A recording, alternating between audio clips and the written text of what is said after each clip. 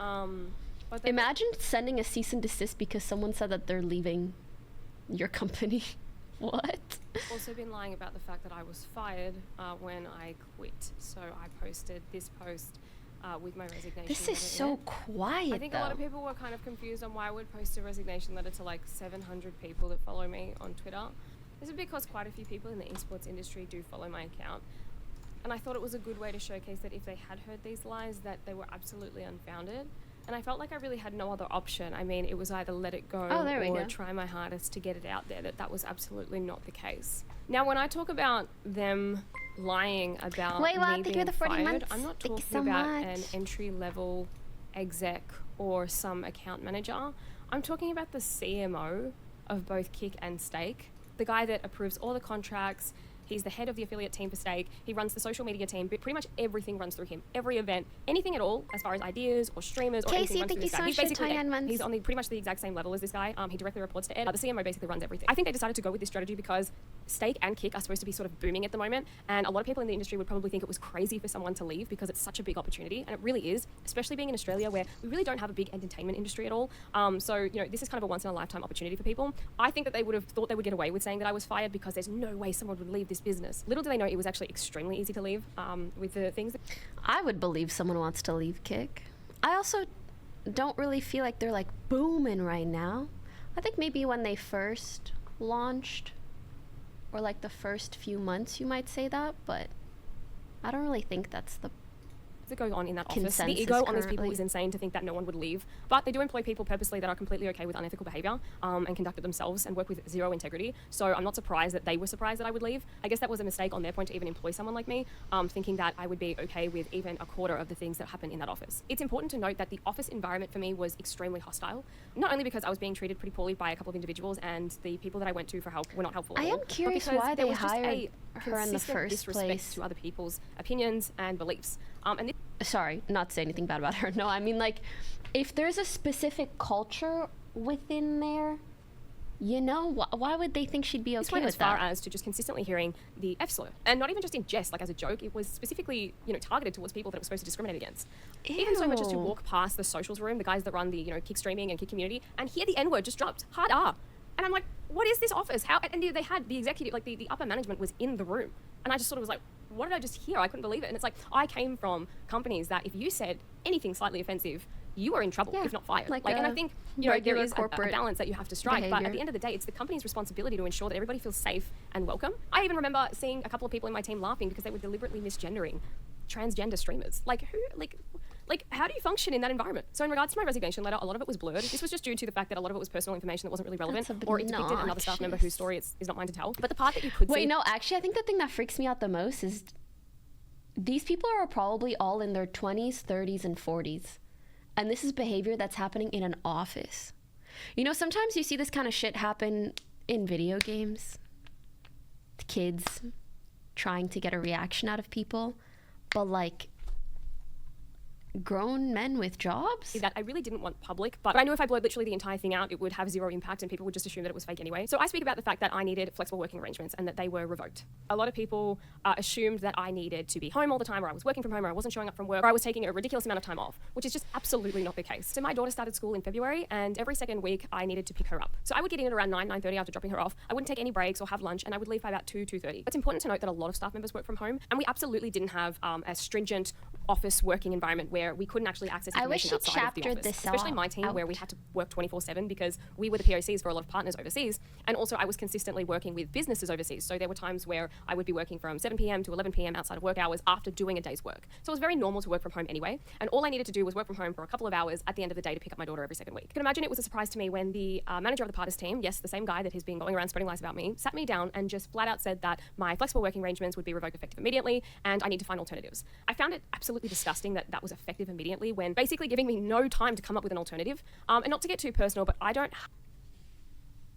What is the point of revoking someone's ability to go pick up their kids once every 2 weeks? That's twice a month. And they're working on off hours anyways. Have anybody to lean on. I don't have friends or family that can help me out here, and they were very aware of that. So for me, There was no other options. They were basically telling me to choose between my child and my work. Of course, I asked if this had anything to do with my performance, because to me, that was the only excusable reason that they could have to even revoke the rights, but to do it so suddenly. I was told in that meeting that it had absolutely nothing to do with my performance, which made sense to me because I wasn't underperforming at all and I hadn't been told ever that I was underperforming. So it would have been very out of the blue for them to just say it in that meeting and not tell me anything prior or give me any kind of notes prior to that, like, oh, please work on this or you need to do better here. When I asked what the reason was for this insane backflip, they told me that my parental responsibilities were becoming a burden to the team's morale and that it was going to have an effect on their performance. And as you can see, this was solidified in this. We have given you the benefit of doubt for the past couple of months by letting you work from home during the second half whenever you have required to do so. However, next week onwards, you would have to request leave half day if you were unable to work for all the 7.5 hours at the office. We also discussed how this might affect the team in the long run, WRT, the team's performance, and the team's morale. Yes, I have blurred out the rest because it's I feel like to me that just means they didn't like her. Sure this stays on track. This was very hurtful.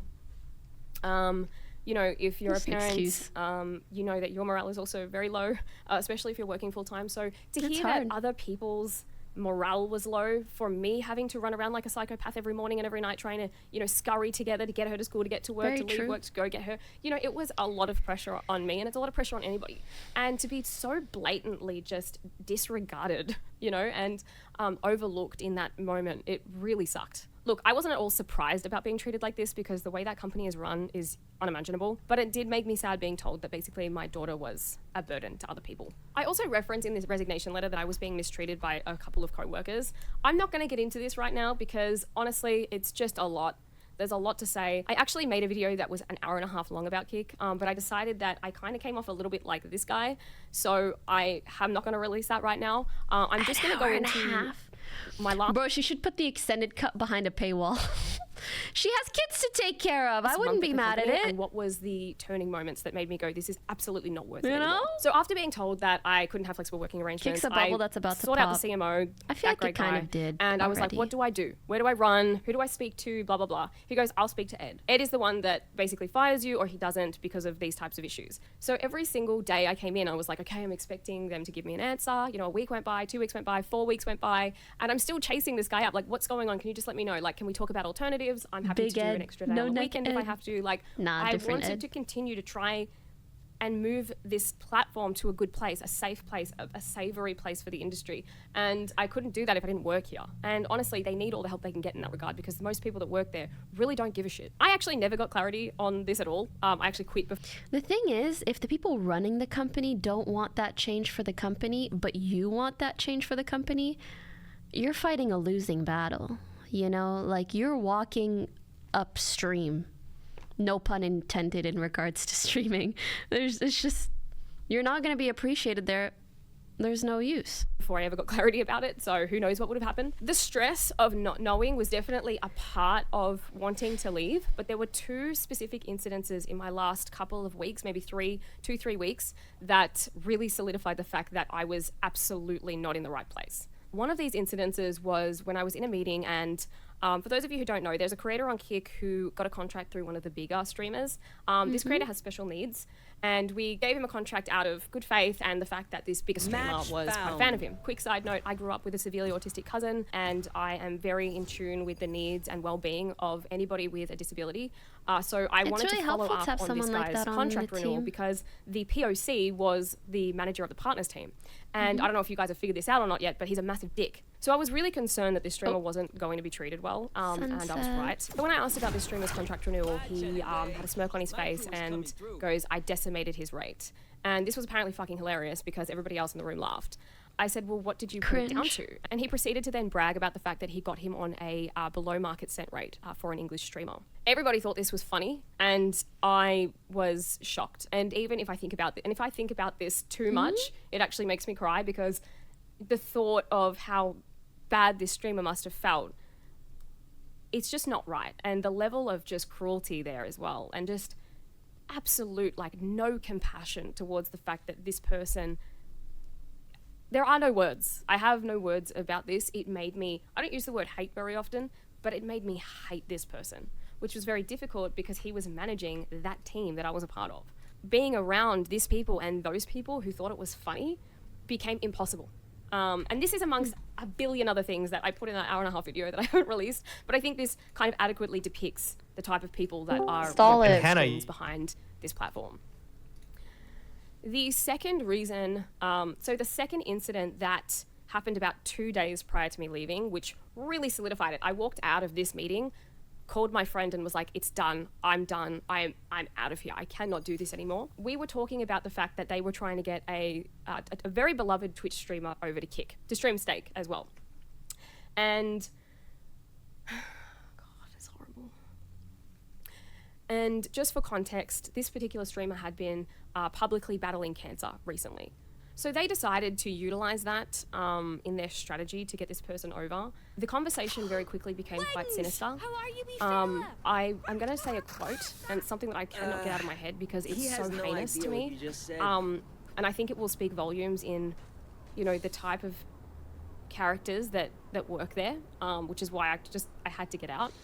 The quote that I remember hearing was, "We can get her on Kick streaming Steak for a relatively low price, because she probably thinks she's going to die soon and she'll want to leave more money for her family."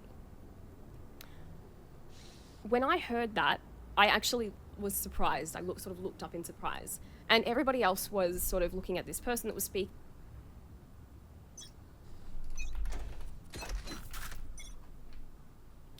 That's not even just weird, that's like evil.